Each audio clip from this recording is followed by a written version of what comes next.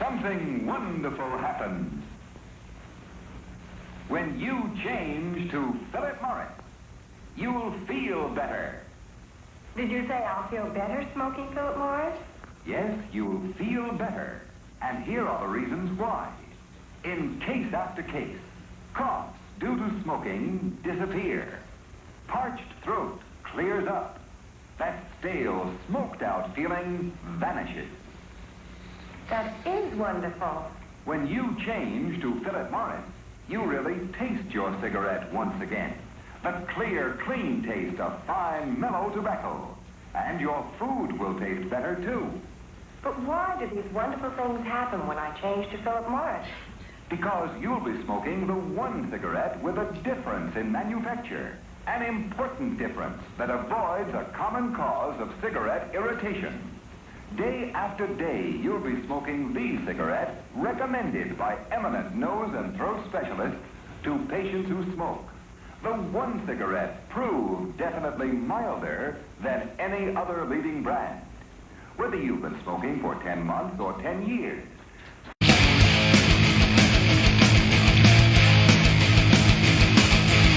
Starting to run the field with every single back. Thought of sudden gravy running public with his back. This man now run to help the CIA. Courses in the board help finance the decay. And office does the execute the year long shell. That's the best thing in the Philippines will never Taco Bell. Gotta run a competition where it's soft, that's raw. The fuck works and the house layer. Being a part of the life like that. Civilized bloodbath. Civilized bloodbath. Civilized bloodbath.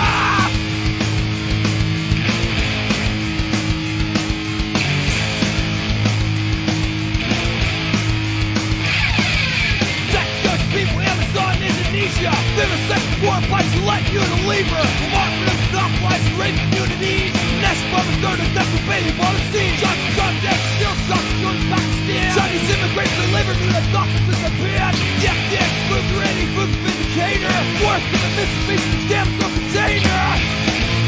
Civilized bloodbath. Civilized bloodbath. Civilized bloodbath. Civilized bloodbath.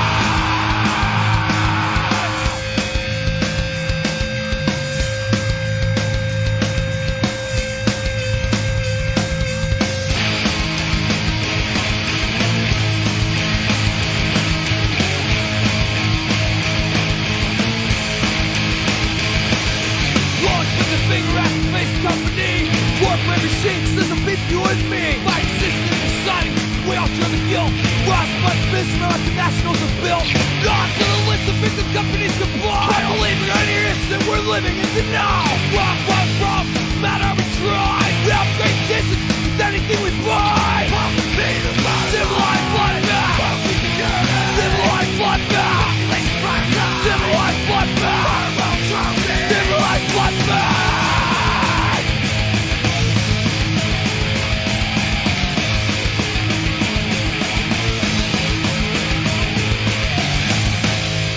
Self-righteousness and judgment is something that no human being has luxury to pass. Every single one of us survive at the expense of other living things. Although our bare existence contradicts our efforts, our struggle is still relevant in relieving the burdens we create, but our involvement is based on individual beliefs and ambitions. Hope needs to be nurtured. Compassion and understanding will not grow out of scrutiny. Encouragement and tolerance is the only way that activism will evolve from a difference.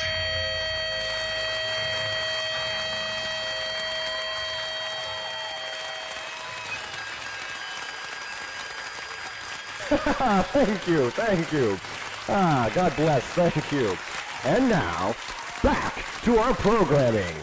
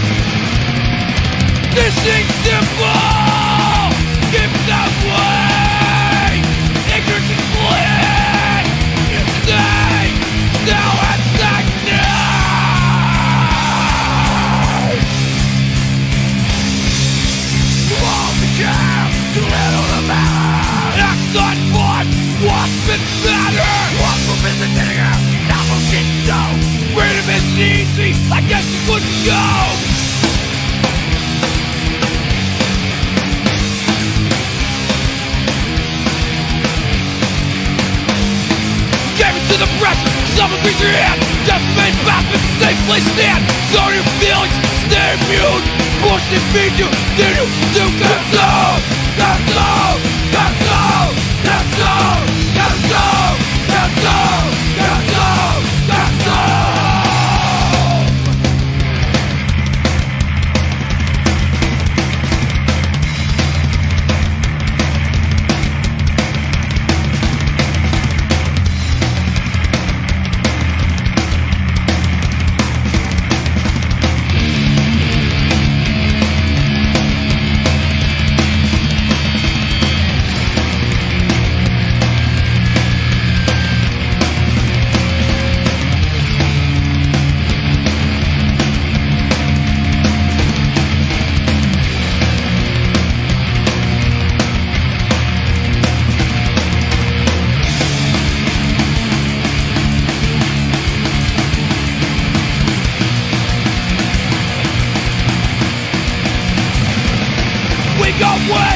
Keeping you in line, keeping you numb, dumb and weak, things to keep, your mind's a fuck, so devastated that you cannot speak, fucking no, bleed the street, know who to want, we know who to be, know who to do, and where you go, trifling you, and know yourself, say shit, that destroys your brain, these stories you know, or shoot your face, slide and run, you can tell the benefit, keep you spreading, stay distracted, destroy yourself, be yourself, burn yourself, kill yourself.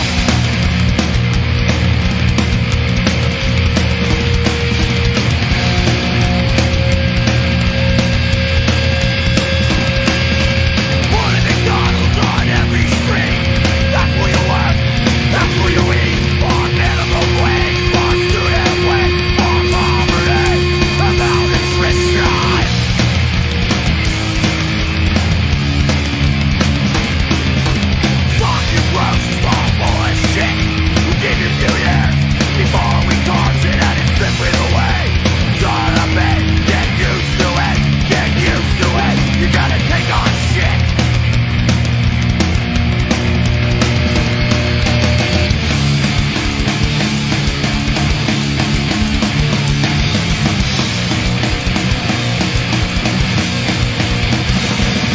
Start a process, organize, work fucking strong.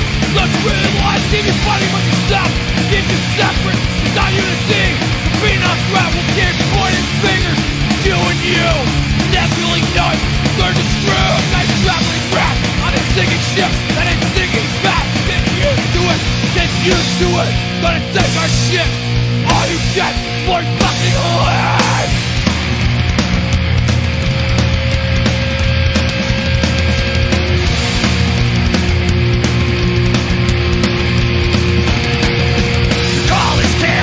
Liberal views and education, you're headed to news. And after you graduate, wherever you go, you have nowhere to live, nothing to show. Come put on a suit, come work for us. Come all that you hate and all that you discover. Don't forget who you were, what you did, and what you stood for. Trapped in your heart, you'll be trapped, trapped. You'll be trapped in your home, you'll be trapped in your church, trapped in your mind, traveling trapped. Ship, getting used to it. There's no hope when you're living all your life. You'll be used to it. You'll be used to it. And if then you're living like you are shit. Lie, born, bad, dead, dead, dead, dead, dead, dead.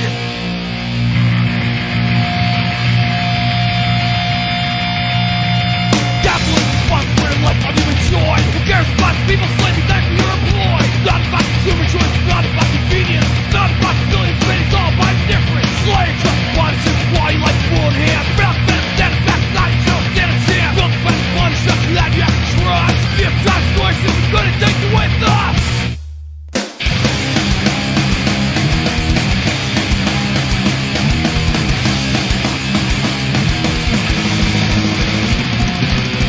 Places in the streets, that's every move. Start fighting.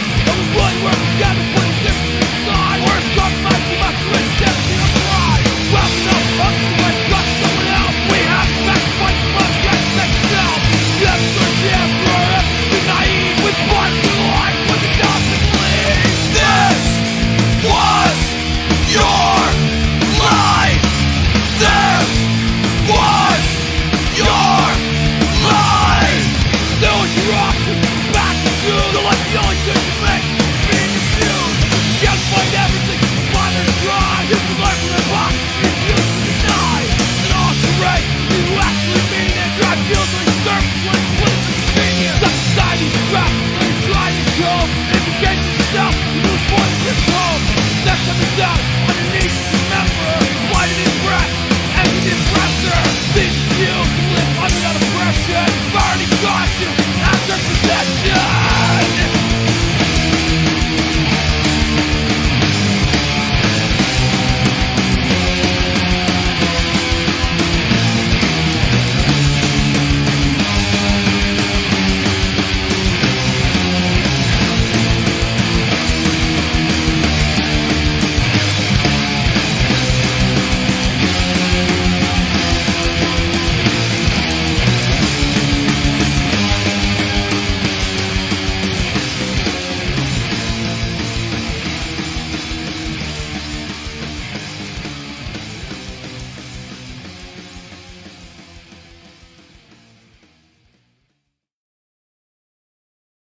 I'd like to tell you about the strangest secret in the world.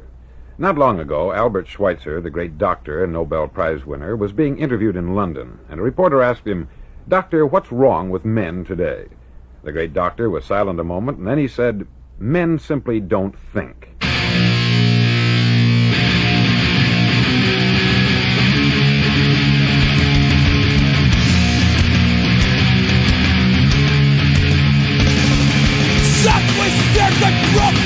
Exploit that splits out finger. It's glory force propaganda for a street different than birth. Race men services and that was the sense war. This is your every black mark of every traits. Learning how many class meetings stand to make create. Painting fashion, painting fiction, literally suggest. Thinking this is men, women, your step sex. Strive to model image, media up to check. Down house and head full of settings up to back. Need source, short beauty, endangering hell. We're living life behind the mouth, getting back to next step. Women drop with way to act, men are driving another. Millions of tolerating out from each other. Understand your death is not rocking is. Bigotry, ignorance, unintended prejudice.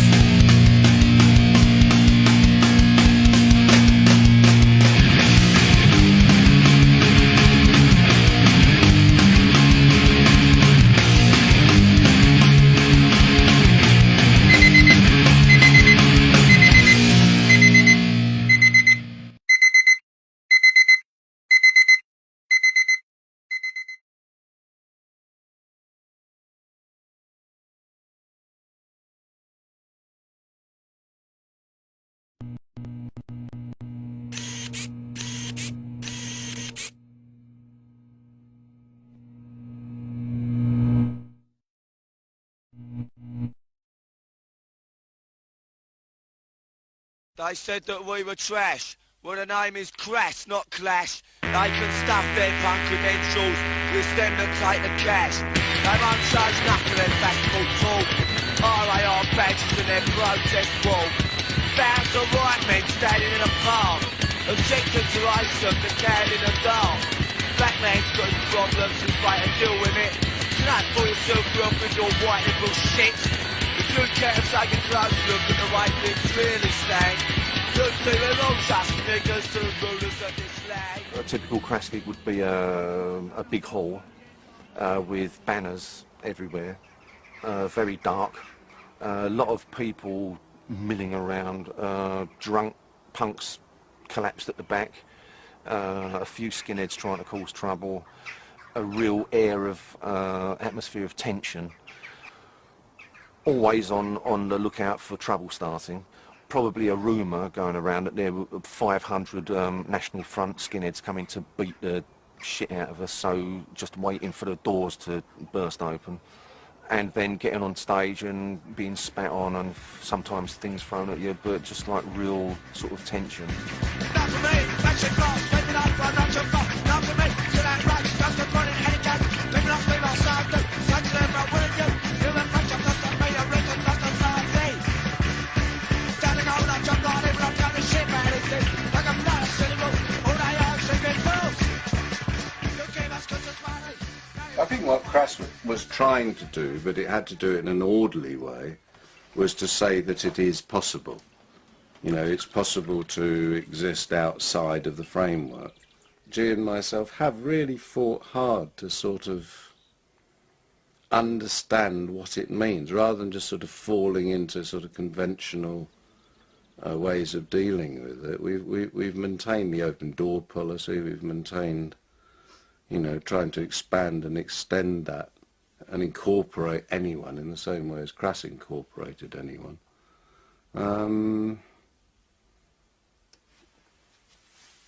Against a society which actually has been increasingly closing its doors. You know, I think that, you know, from the 70s, which was really our sort of era in a way, you know, the sort of liberationist era, you know, the fight's got harder and harder and harder.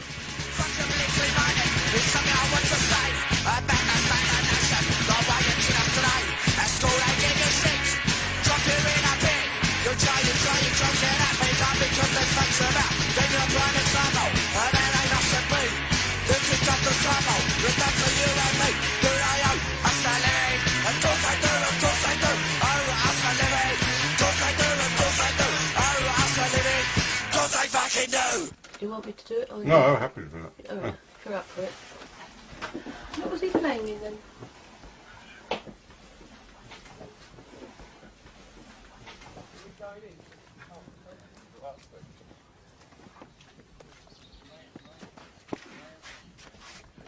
You coming in?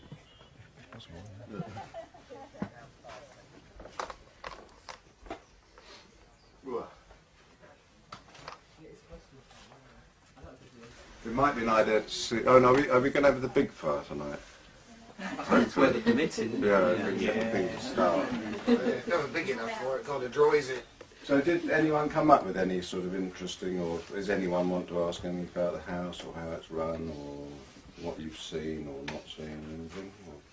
I'm quite interested in the Crass agenda and how that's evolved. I was speaking to Ron earlier about it. And wanting to find out about it. When I opened the doors up here, which was 40 years ago, whatever it was very much with the idea of being a creative centre. I mean, we were always organic because it's more sensible and it's cheaper, but always the prime reason for us being here, and most of the people who've remained as residents here have been artists or writers or filmmakers or musicians. And then in our spare time, effectively, we tend the garden and do all that stuff. And we've done masses of projects, you know, and Crass was the only project that ever became sort of renowned. It was a punk band, very, very political, very much, I mean, our major statement was there is no authority but yourself. You know, in other words, life's your responsibility. On the one hand, we're sort of viciously opposed to what then wasn't known as globalization, but we defined as just being rampant capitalism. So on the one hand, we had a very political agenda, but on the other hand, we had a very DIY agenda of basically, well, get a life, sort yourself out, you know. On the one hand, to oppose the material world on every front, and at the same time, you know, offer practical ways of doing it. So on the one hand, we'd be sort of, you know, giving out handouts on how to make petrol bombs or something like that, you know, and at the same time, how to make your own bread. They ask me why I'm angry, why I'm bad. They tell me I've got things they never read. They tell me go to church and see the light.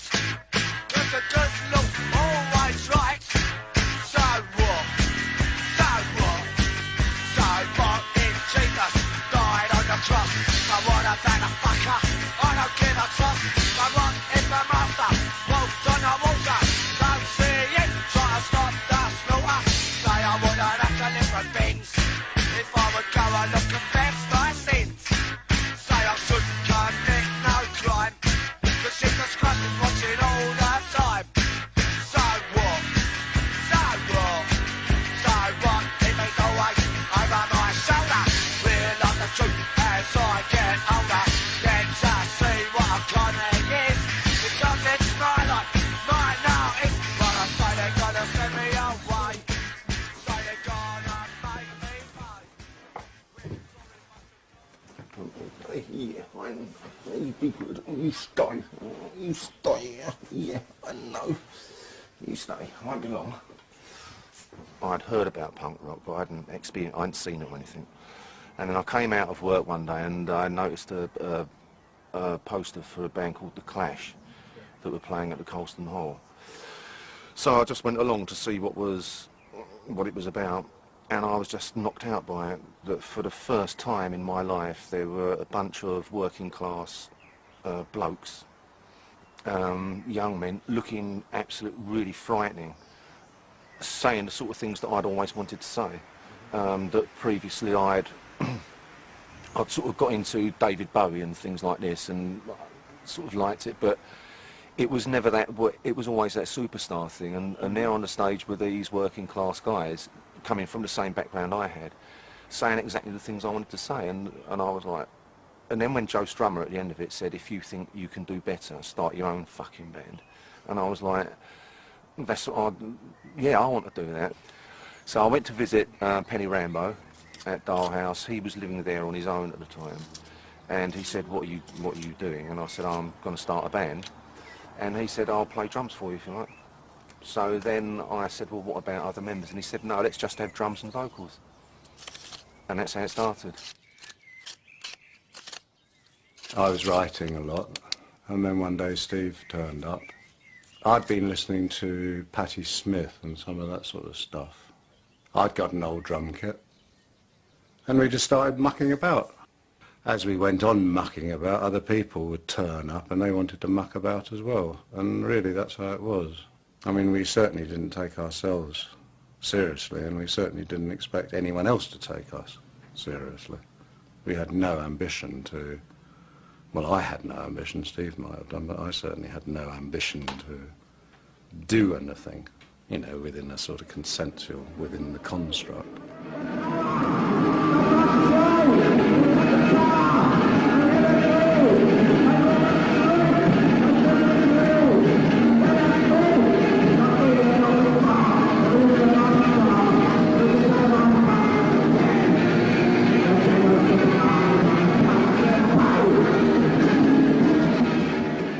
What exactly did you want to say? Fuck off, you bastards, I hate you, I want more money, why do I have to work, stop telling me what to do, all coppers are bastards, you know.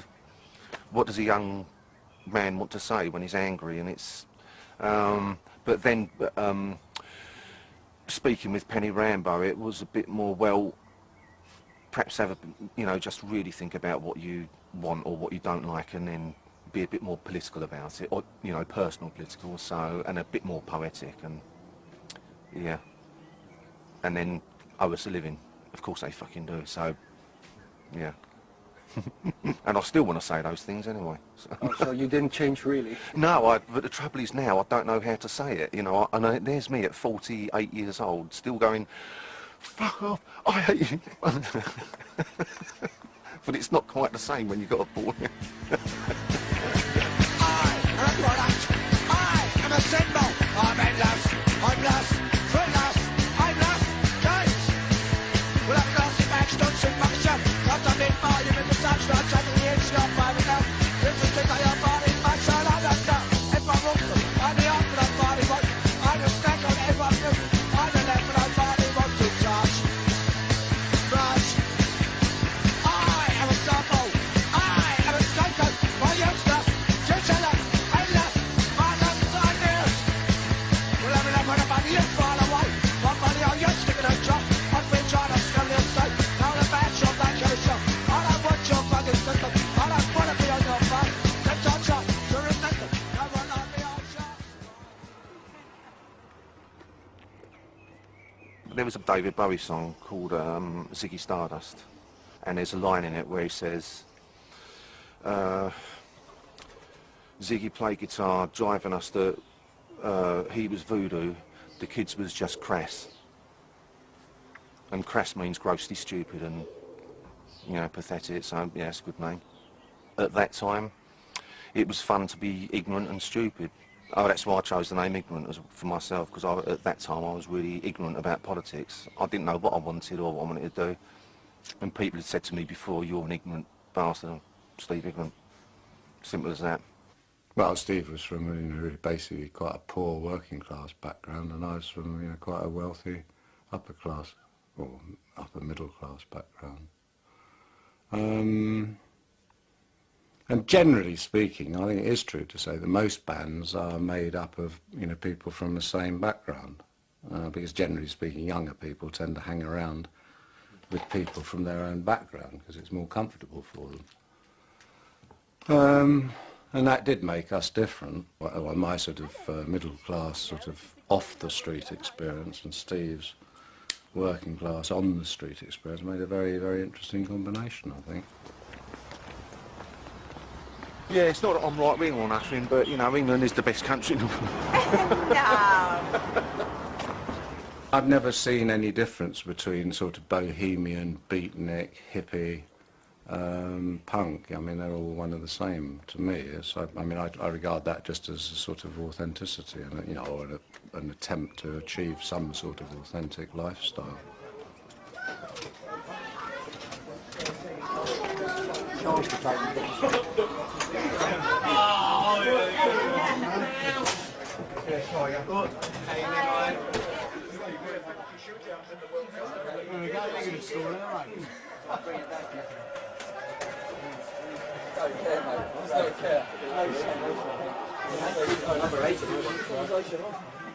Just one.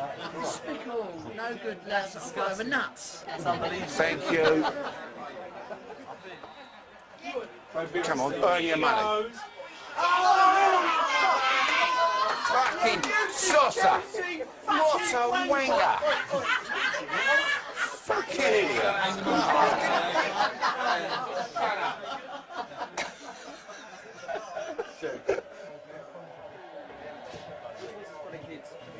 My brother took me to visit Dial House, and at that time I was not a skinhead, but it was the fashion afterwards in England called suedeheads. And I went there and I couldn't understand what the hell was going on. These people had stones in their living room as ornaments, fucking stones in your house. They should be in the garden, using words that I'd never heard of before. But what I really liked about Penny Rimbaud and Gee was that for the first time in my life, if they asked me a question, or if I said something, they'd answer it and treat me as an equal. And it's the first time I'd ever had that, so I kept going back to visit. So when me and Penn were starting Crass, we could just it didn't matter, it really didn't matter. Because I just used to live with my parents in Dagenham, and whatever I said, because I was into poetry and all this sort of stuff, and I discovered a bloke called, I'd read a book by a guy called Oscar Wilde, called The Picture of Dorian Gray. I really got into poetry and started writing my own poetry and, yeah, sort of writing songs because I wanted to be David Bowie.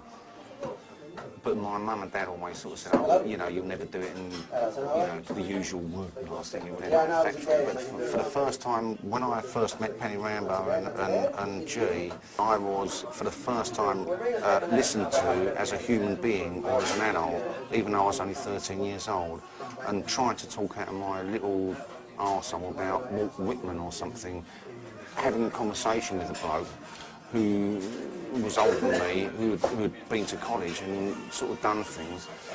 I just thought that was fantastic. For the first time, someone was actually interested in my opinion, and I'd never heard that before, and that's a pretty, you know, that's a pretty big thing. And so when it was Crass, it was the same thing. There wasn't, we were just friends, you know, and I'd always respect him for that. He's always respected that for me, you know. And we really did blow away that upper class, working class divide, and we were just two guys doing it.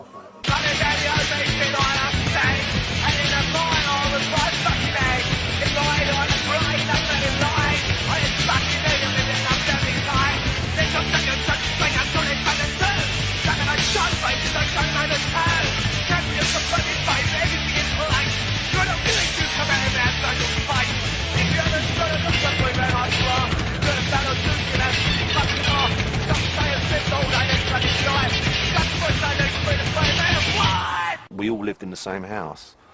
You couldn't have Crass without what was happening in our personal lives. It was all so interwoven, you can't separate them.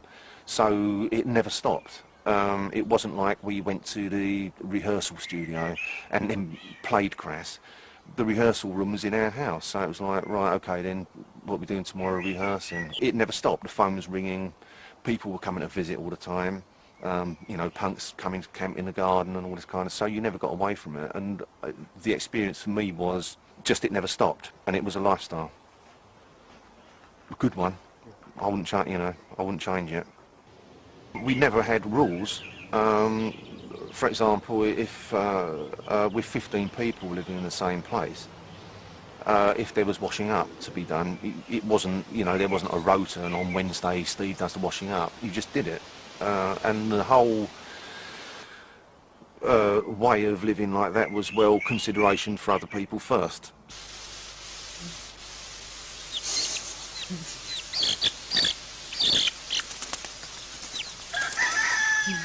Is it running truly stuck? Is it gone? No, it's still up now. No, I just come back. Just Nick's taking some film. What? Quick, getting it. Quick.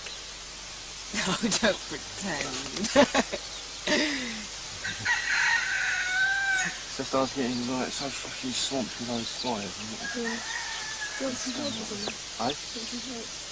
No, it's not what you do, yeah. How high is it? Right at the top, but I think it's only on by about 2 branches. As usual.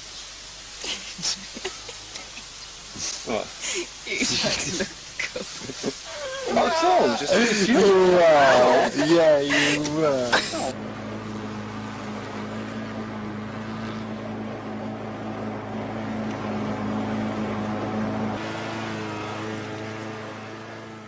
In 1967, I found the place. Well, I'd spent about a year driving around the southeast of England, sort of looking for somewhere.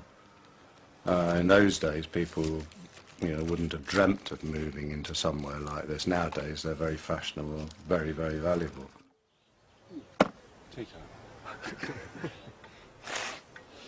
I saw a film, it's the end of The Sixth Happiness. There's a movie about Chinese inns, and they had this tradition of people turn, you know, like walking to the inn, and then they would tell their story, then the next day they'd move on and go somewhere else. And I was rather inspired at the idea of sort of opening up somewhere where people could come and they'd sort of pay for their supper and a bed by telling a story. That was my romantic idea. And my romantic idea was that if people liked it, they'd do something similar. So by now, 40 years later, or 38 years later, I thought there'd be hundreds of places like this right across Britain. But in fact, no one, as far as I know, has ever attempted to recreate the system that this place works on, because, as you know, it's not a commune, it's an open door. Most communes manage to survive based around some sort of ideology or religion or whatever, and I'm not interested in, you know, sort of shared ideologies or religions. And the open door policy, which is the one we have operated on since then, allows people to come and it allows people to go, and it allows conflicts to develop and allows loves to develop, all sorts of things without any condition. It's a very unconditional state of affairs. And creatively, I suppose that was reflected in the sense that, you know, if someone said, oh, can I join the band? And there wasn't any question as to yes or no. I mean, it was an automatic, of course you can, what can you do? And it didn't matter if they couldn't do anything at all, like Andy. I mean, he hadn't got a clue what to do with the guitar, but, you know, he got one and made a noise on it, so that's good enough.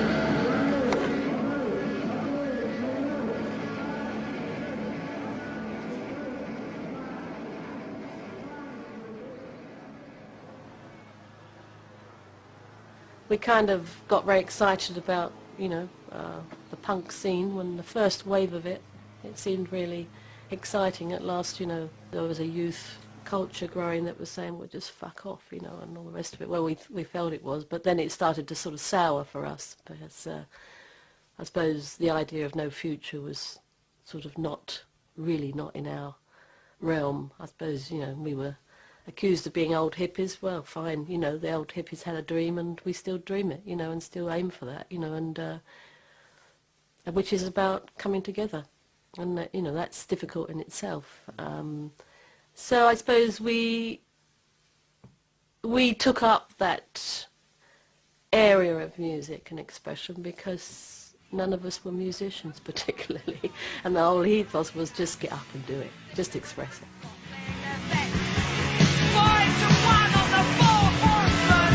They believe that money can buy them out of the responsibility that they have to the world that they will drive.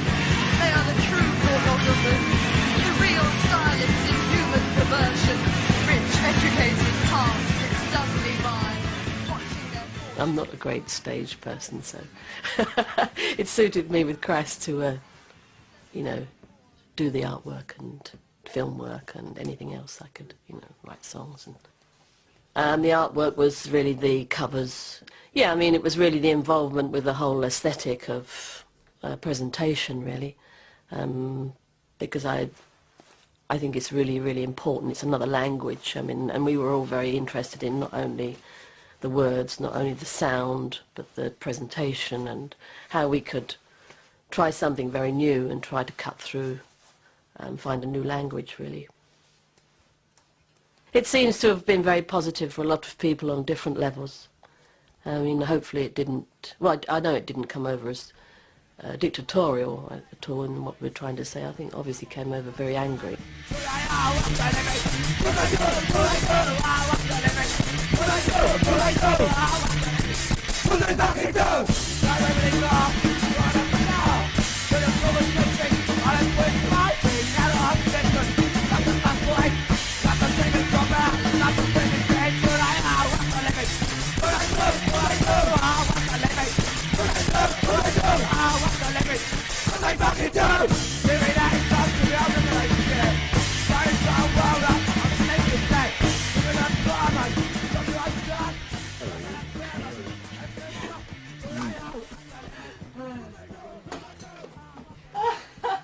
Good Lord! Quick, get out of here. I'm off.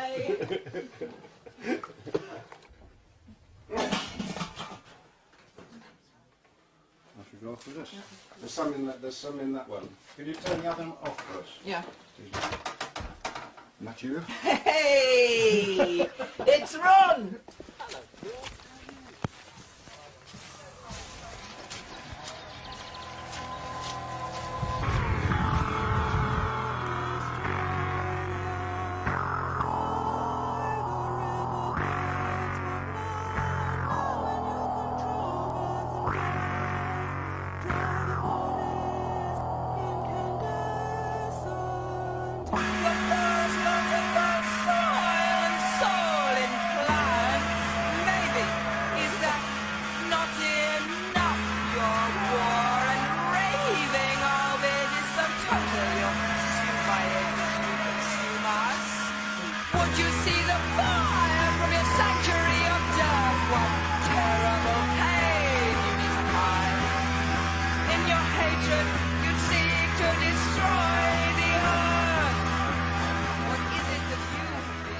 It will fulfil a lot of the needs we feel for a standard family that would live there. It won't do everything, okay, but as a start, as a way of reducing the impact on needing supermarkets, we thought that was one way we could start.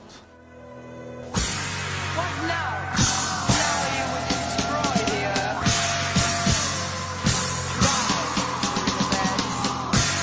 What now?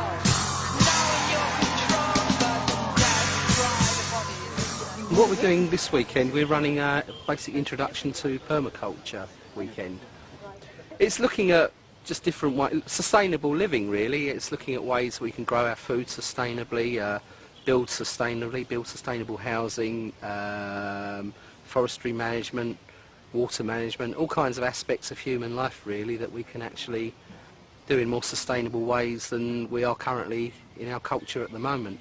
To absorb it and seal it so that you don't get smells, you know. Lifting the Is it supported by anything then? Well, I mean, that looks a bit precarious, like you could fall. Yeah, I mean, well, you'll get used to it. Yeah. No, I mean, it's all going to be boxed in, and there's going to be a structure. There'll be a surrounding structure. Yeah, that was just, that's just a demonstration, honest. Yeah, yeah. Hey, you know what I thought?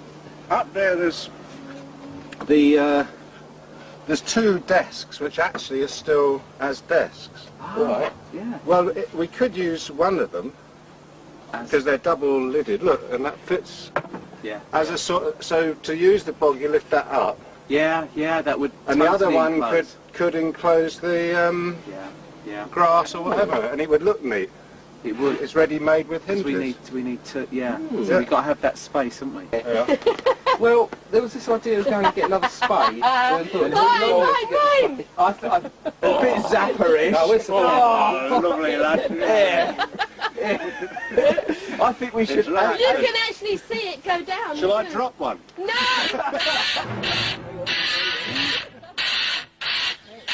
You swear by the fucking light, but you're still on the road. I'm not gonna change the system. They're not gonna change the system.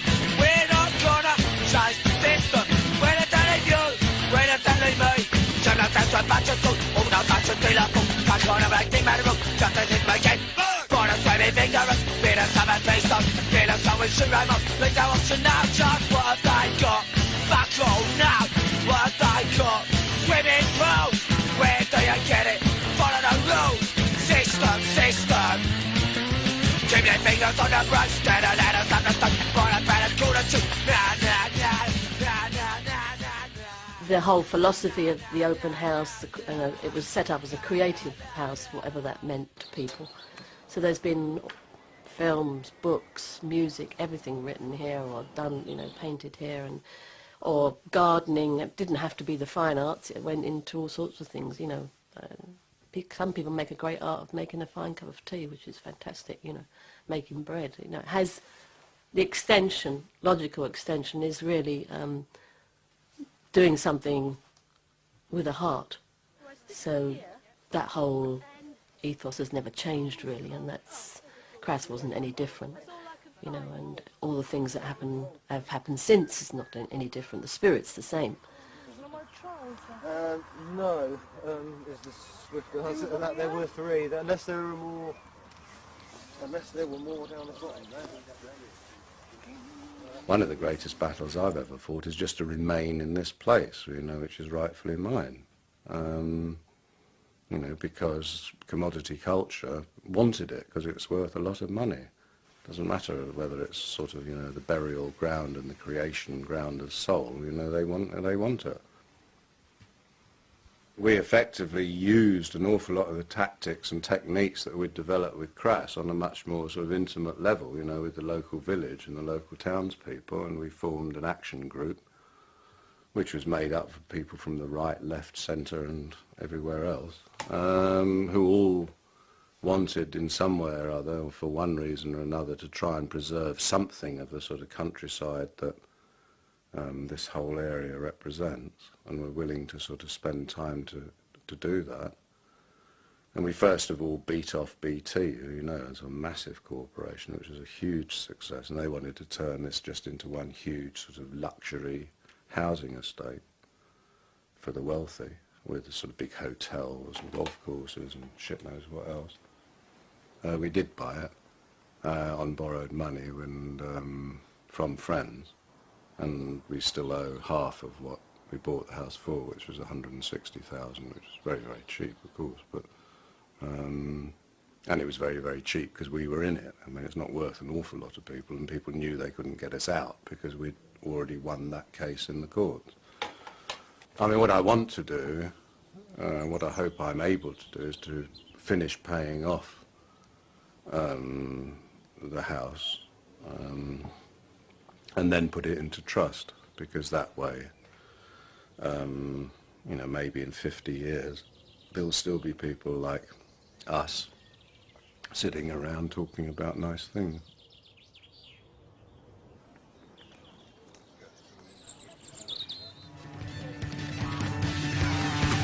Buy now, let's go. Buy now, say hello, convertible to life. To search of a paradise and transient dignity. A lovely calico salty makes you watch your church and dash it fun. Give me things that money can buy. Rush for shit, plastic crack, my life might be worth more than that. Black girls get out, tapping spray. I'm no faker, I'm on a street. Lust drugs, my wolf is right. Oh, happy days! The sort of Dolly Store show on the Steve, did you hear that David Beckham was wearing a Crass t-shirt? Yes, I did. Designed by Jean-Paul Gaultier. At that time I didn't really think anything. It was just like, well, that kind of stuff. People have been selling Crass merchandise for like years and I've not bothered about it, so why should I bother about it now, you know, and I didn't. But it's only recently that since I've had numerous people coming to me and saying loads of Crass stuff is being sold on the internet, and there's a bloody clock with a Crass symbol on it, that or Eve Libertine with the flag from the Feeding 5000 thing.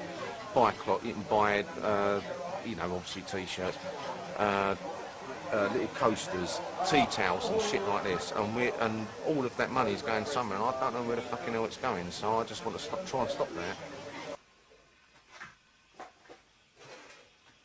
It seemed very ironic that, you know, probably one of the wealthiest non-landed gentry, or well, certainly he must be one of the wealthiest people in this country, was wearing a Crass t-shirt. And then I just forgot about it. I mean, I did sort of think of following it up by maybe doing a t-shirt with him on it, wearing a Crass t-shirt. And I just thought it'd be ironic to produce a t-shirt of him wearing a Crass t-shirt with something like, you know, David supports Crass. And see, you know, how long it would be before their lawyers tried it on with us. At the moment we're being ripped off, and we're not getting paid for it. Well, what we could do is still get ripped off, but be paid for it. You know, this is the year 2006 now. It's not 1981 or whatever. The world has changed, and it's. And what do you mean by that? That it's not. In the late 70s and the early 80s, it was possible to live on a dole, and it was possible to not have a job, or you could live without money. Now you can't. It's really fucking difficult. You've got to have money, you've got to... Not you've got to have money, I sound like a fucking capitalist, you know, just on about money all the time. And it's not that, it's just the world is different now, and you have to move with it. And I just am so frustrated with the thought that some fucking big company, you know, don't even know who Crass were, but it's the product sells well, so they're fucking selling it and getting the money for it, and we're not getting nothing. Fuck it. Bollocks, that's got to stop. That's just crap.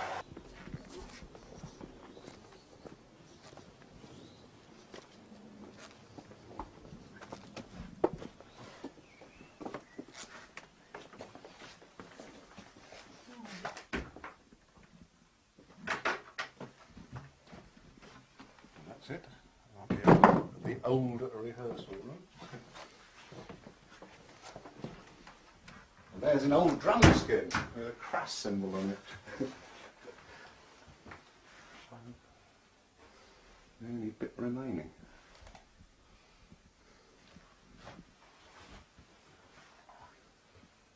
It's been lots of things since then. It used to be completely lined with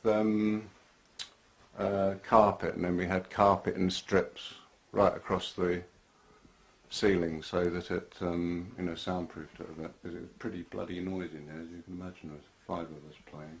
But, yeah. Look at the mic here. Oh, there we go. I told you we lost all the banners, didn't we? In Amsterdam. But one remained, which has to be the right one, really, doesn't it? There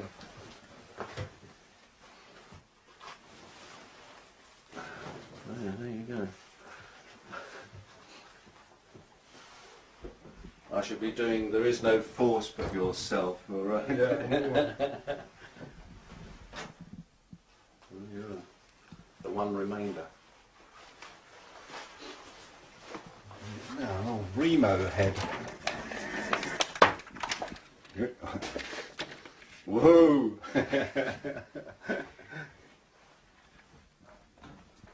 Who invented the cross symbol? There's a guy called Dave King, who was an art student, friend, who lived here. It was a frontispiece for the book I was writing, because the book was about the state, the church, and the family, and I wanted something which, you know, was a sort of like the sort of fascism of that control, and that was the symbol, which I think is a very brilliant piece of design. Serpent eating its own tail, basically, destroying itself.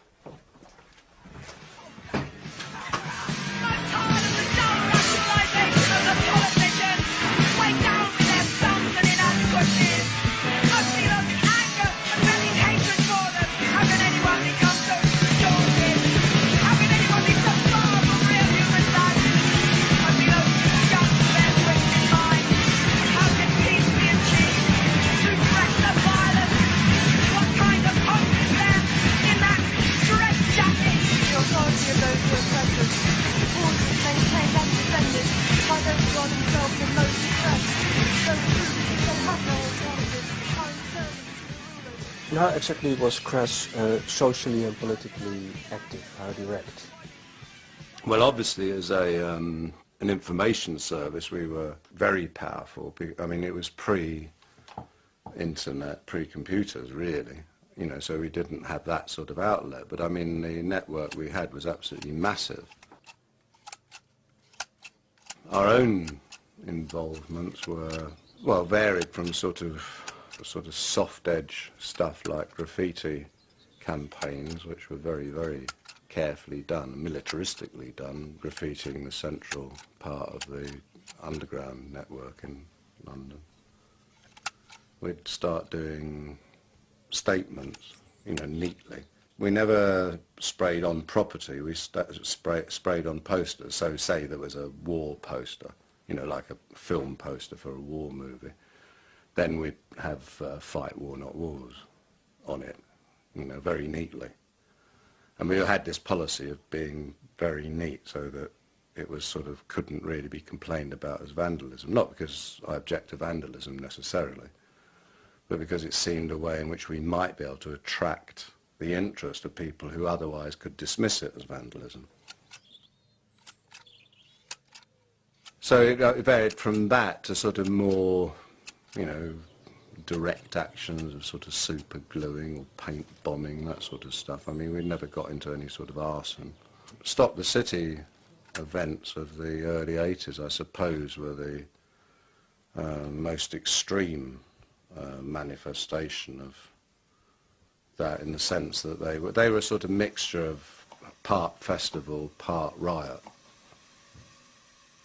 Well, the idea was to close down the city, and I can't remember, there's 2 days in a year when certain figures are shifted in the city from one institution to another. It's when they, you know, decide on the currency, all that sort of shit. Anyway, basically speaking, if you put the city out of operation on those days, then, you know, you're really fucking up their entire modus operandi, like the banks and shipping agencies and that sort of stuff.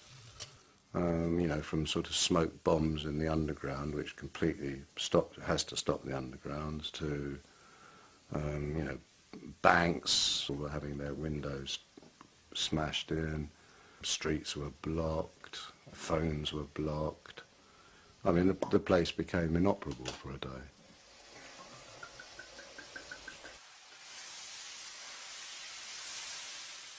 I believe, you know, that it set a pattern. I mean, certainly Reclaim the Streets came out of the Stop the City movement, and, you know, inevitably I think that, and the Stop the City thing actually did spread right across the globe.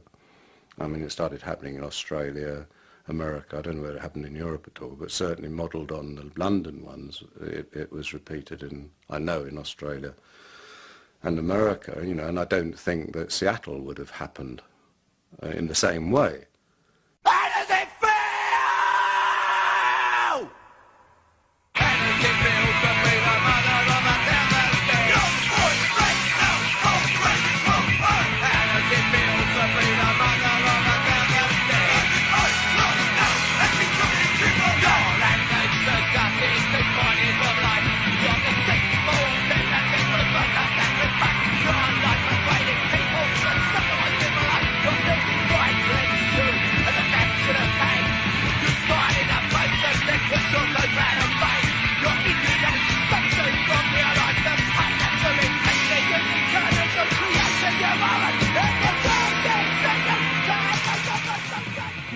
released a record called How Does It Feel to Be the Mother of 1,000 Dead? And writing for one of the daily newspapers here was a guy who did the music bit in it, or the pop bit, fucking prick. And his brother was a Conservative politician in Enfield. So he says to his brother, look, what this band called Crass have done, they've written about how does it feel to be the mother, so the politician gets the arsehole, says how outrageous the record is and it's disgusting. Then we found, of course, then there was a circular, a memo passed around the House of Parliament in the Tory party saying on no account must any member of the Conservative Party have anything whatsoever to do with a band known as the name of Crass. The opposition Labour government heard about it. We then started receiving letters of support from the Labour MPs, and then a Labour MP actually mentioned it in the House of Commons at Prime Minister's question time. Has the Prime Minister listened to the latest record? How does it feel to be the mother of 1,000 dead? Thatcher needed something to boost her public face. She was failing miserably on her agenda, on her internal agenda, and needed something to boost her popularity. I mean, it was very jingoistic, and she did do. How the fucking hell did Bush manage to gain credibility through going into Iraq? Well, he has done, despite the fact that it. I mean, and how has Blair remained in power after supporting the invasion of Iraq? But they do because people are essentially jingoistic. Look at a football match. You'll see one tonight and see how jingoistic. I mean, it doesn't matter whether it's guns or footballs, When the men are out, they're out, aren't they? It's very difficult, for a country in a state of war to actually dare to say, I object, because, I mean, we were accused of being traitors, both in the national media and by people down in pubs and that sort of shit.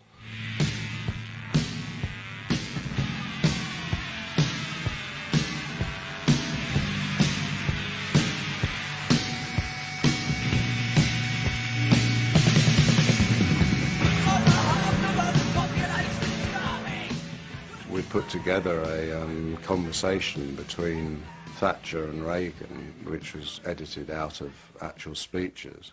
And the basis of the conversation was basically Reagan questioning Thatcher about the sinking of the Belgrano. We had classified information from the Falklands. We knew a sailor who used to be a skinhead, and he was heading out to the Falklands.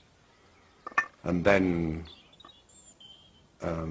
he contacted us somehow or other as he was returning and just spewed out all this information about the sinking of the Belgrano and the sinking of the Sheffield.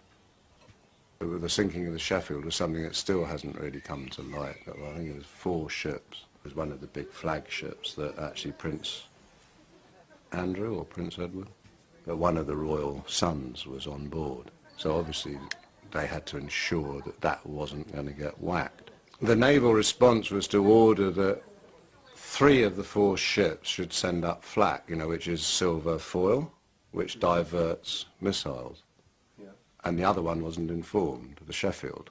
So it guaranteed that when the missiles arrived, they would go for the one which wasn't protected by a foil shield, which it did. So the Sheffield was sunk. And the men knew that, and there was almost a mutiny, which is why the boats took so long coming back, because they had to sort that out. We are experiencing with going and Secretary all to Tenor was in beta. It's the news now pounded. Let's quickly go. Oh God, it's not like it was, but it's those are missiles that we bomb on the screens. Fly to heaven to them. And let them know. What do we have to gain? What I said to you. Thank you.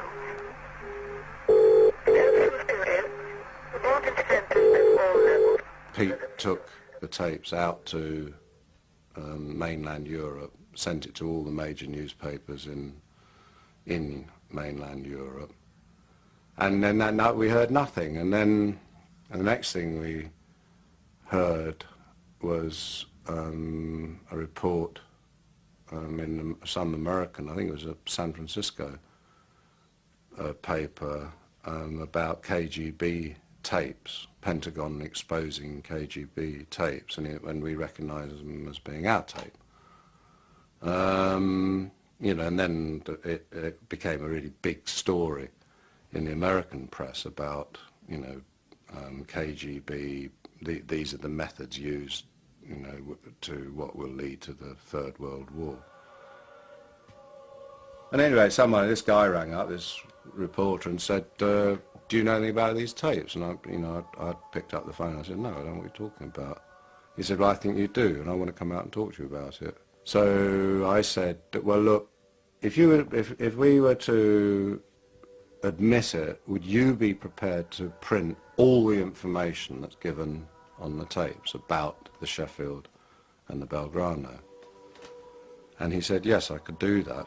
And they did do it, you know, so we managed to get, you know, this sort of really, you know, top secret classified information about the Belgrano and the Sheffield into the national, you know, the good quality press. It had no effect at all. So except this sort of huge interest in us all of a sudden, and you know, and at that point the KGB actually did get in touch with us under the guise of being a literary magazine, and invited us up to their offices in West London, you know, which was obviously a complete sham, and it quite obviously was KGB, and basically they were seeing whether we were worth recruiting.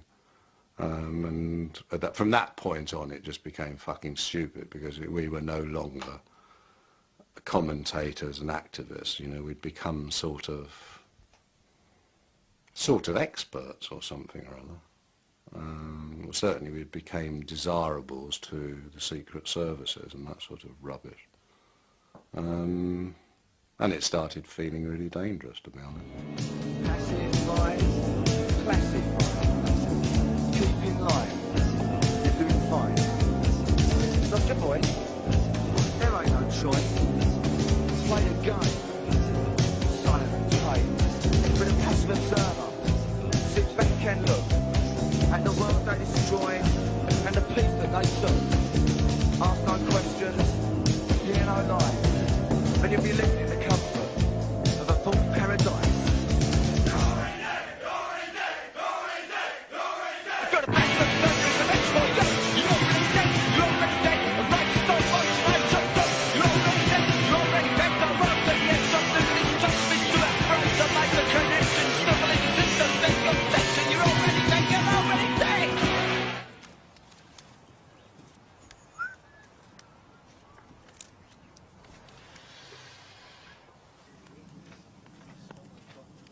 There are flames under this, so it's looking better. Why do you think Crass was successful at the time? Because we meant what we were saying, you know, we lived that truth. You know, we lived what we were talking about, and it was self-evident that we did. You know, people could come here and they were welcome to come here, as they always have been, and they could see that we were living, you know, we didn't make anything. Well, I mean, we had lots of money at lots of the time, but that all went into other projects. Yeah, that makes me laugh. I've seen people do that, like, yeah. Oh, well, The fact that Crass earned money made no difference at all to this place. We still had no money, and we still have no money, because any money we do have just goes straight into some sort of creative or social project. We financed an anarchist centre in London. That's the most obvious thing we did, but and probably one of the most costly things we did.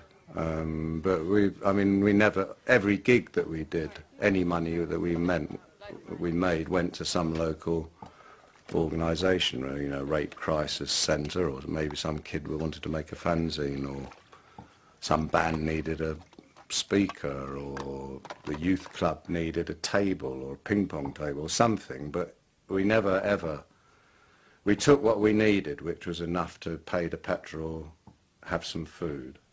We never stayed in hotels or anything like that. We just asked people whether they got somewhere we could stay. And we always used to come back devastatingly broke, although a lot of money had been made. Jimmy Percy from Sham 69 was working with Polydor, and it was a thing he was going to do called Percy's Package. So we'd already decided, fuck you, we're doing all right on our own, yeah, Crass Records, we're doing fine, thanks. Let's go and see what they've got to offer. So we go in there, and of course it's the guy shows us in, and there's the guy behind his desk with a big bowl of flowers and all the drinks, I was like, yeah, don't worry. And this drink arrives, and this guy, I'm like, ooh. And he goes, now, I can market your revolution. I can get you into property. You'll have so much money. And I was like, oh, sounds fantastic. Nah, fuck it. So, what did you say to him? thanks, but no thanks. We were polite. So, yeah, just weren't interested. How could you do it? How could we do it? And to this day, do you know what I mean? I still can't do things where I feel like I might be not selling out, but where my conscience pricks me, and it's a pretty good thing to have, because it means, well, hopefully I'll never sell out if that still is relevant. Yes, that's right. Hard case, that is just another tape when I fell a country mistake. I look up rock and plastic chances. Your motivation, but I'm into the manners. Free for yes, but I'm out of the clash. I'm a revolutionist, just some cash. I become a fashion like hippie used to be. I can't be a doing wrong, me. Limits are seducing, starts kill. Limits are express the public will. I become a mimic, giving your no loss. Been sold out, now we all got a job. Punk bosses and when I'm social no pub.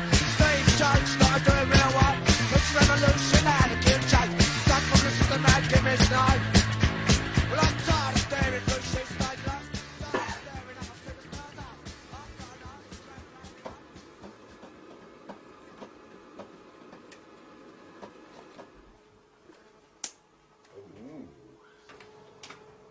Oh, that's beautiful. Oi. Ignorant and G. Yeah. God. Romantic, even. Oh, the master's still up. Mm. That's Joy. Ron, Ron. me, and Lima.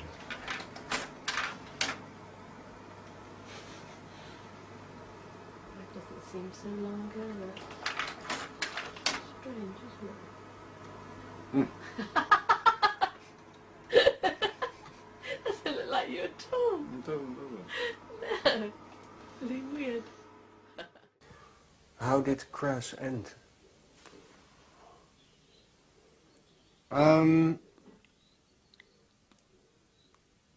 I think there was a schism developing. Well, I don't think, I know there was. We did a tour in '83, I think it was, and I wrote a article questioning the honesty of pacifism, in the sense that it's very easy to preach it, but can you follow it through? But anyway, that was, it was becoming obvious by then that, there was a very distinct separation going on. And it wasn't just sort of the pacifist activist thing, it was the security, not security thing, or the sort of spiritual materialist thing, all sorts of different things, there were schisms appearing. And so there's that. I mean, that's a simple thing, but it's quite an important thing, because some of the people were obviously sort of, well, they were sort of looking at it as a livelihood. Well, I don't get that. I don't understand livelihood. I understand life, but I don't understand livelihood. I think it's a sort of absurdity. We're not prostitutes. I'm not a prostitute. I was actually quite ill, physically ill. I kind of wore myself out, because for me it was continual. The band kind of rehearsed and did the gigs, and you know, I would be there doing the films and operating a lot of the stuff. But when I got back, I would have to start a new cover. So it was quite an intense kind of 8-9 years. You know, when we stopped, we knew we were going to stop then anyway. We'd always said 1984. So when Andy left, I think 83 or beginning of 84, we knew that was a natural ending anyway. So there was no way we would replace him. He just wanted to get back to what he really wanted to do, was painting and stuff. And I think he was worn. I think everybody was worn out, quite honestly.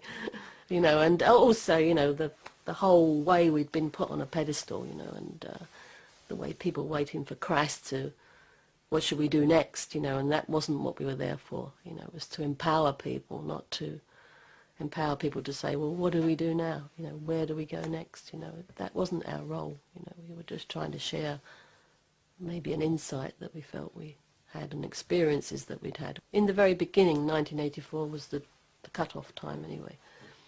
If we couldn't say what we wanted to say in that time, then there was no point in going on.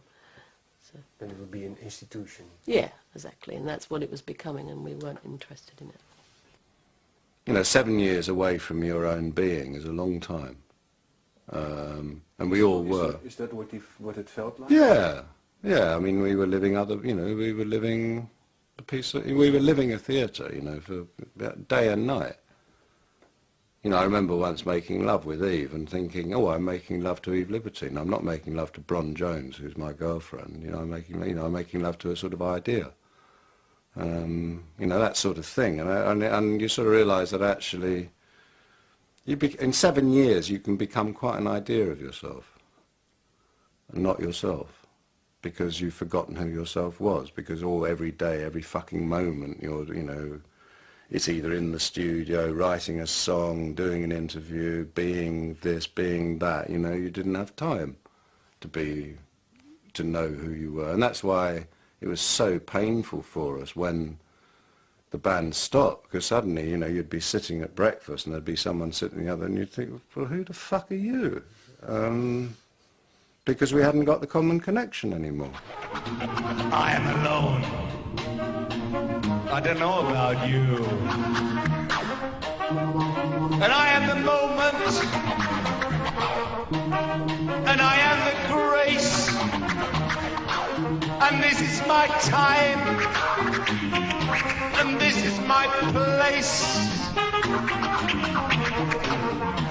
I won't accept no sorry apology, no pale reflection of possibility.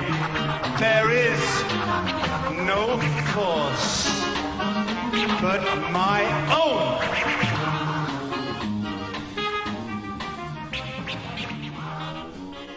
In a way, when we were writing stuff, or when I was writing stuff for Crass, you know, I was defining, you know, a way of living, you know, especially there is no authority but yourself.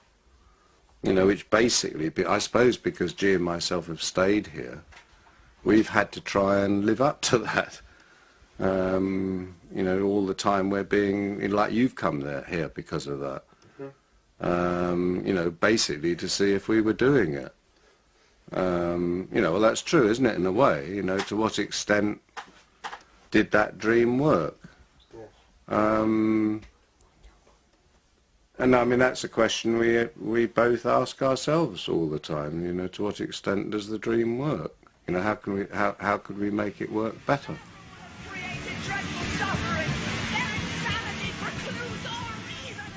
Commodity culture has got such a stranglehold, you know, and seems to be an increasing stranglehold that you know, the pockets of resistance, you know, might be becoming very isolated.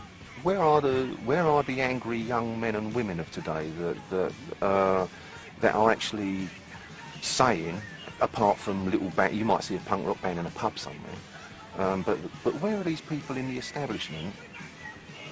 Or in the established, you know, pop world or the music industry, who was saying, this is fucking wrong, fuck you, stand up and, you know, what happened to that voice? It's all sort of gone.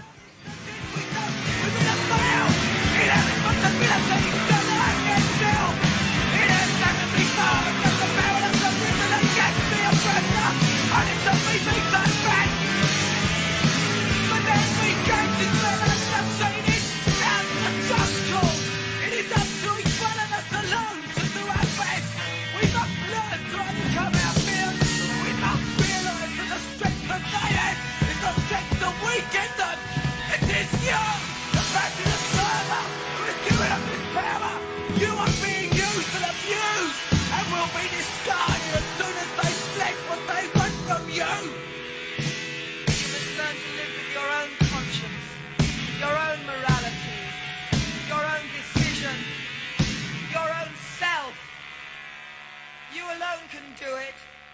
There is no authority but yourself.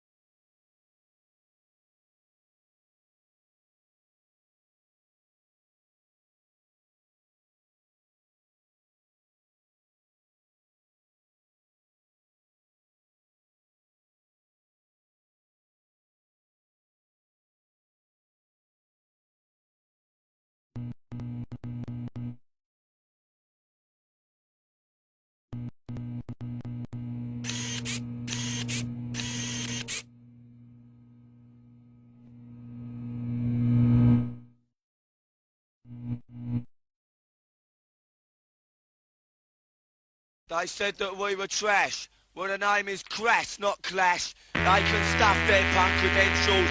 It's them that take the cash. They won't charge nothing at festival talk.